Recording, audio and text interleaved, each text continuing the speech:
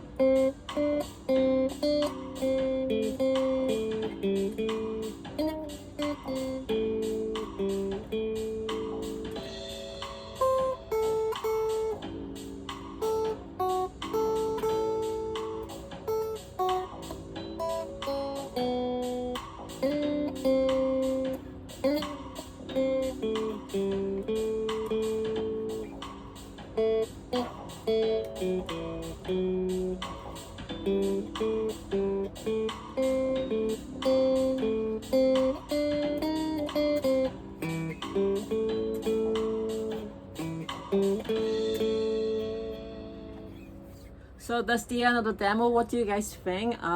So basically, for me, in my opinion, because I'm playing really clean, with a little bit of back sound, actually because of the pickups are, I guess the pickup of this is the, I think it's called the Yoshima. It's after the Park in the US. So basically, it has that original bright tone, and with a little, it's not that hard, so that it kind of really blends well with the backup track.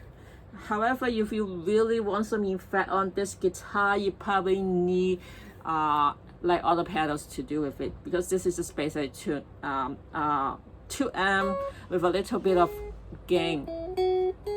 So but you can really hear the clean tone, which this is what a Stratocaster always do. You just especially a Fender pickups, is that you're supposed to give you the clean tone.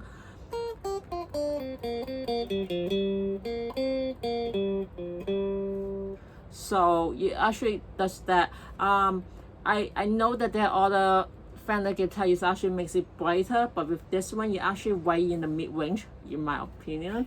A little thin, the tone, but you still carry out that kind of like bluesy country music sound. I'm not really playing country, but in terms of like most people, but you know, that's always an idea about how if you're playing country, you always have to play the Telecaster. But to be honest, though, I don't really think that is the true accurate way, because like I know there are very many players also who play country also plays the Strat, but of course there are also rock star that plays with a Telecaster. But that is another topic which I don't need to discuss here. But basically, just really want to give you guys a demo how clean this guitar is by itself. So for many people who really like clean tone or really still learning playing a guitar, a clean tone is a must. Of course, there are sometimes when you add some distortion and gain, you can actually hear much more style when you're playing.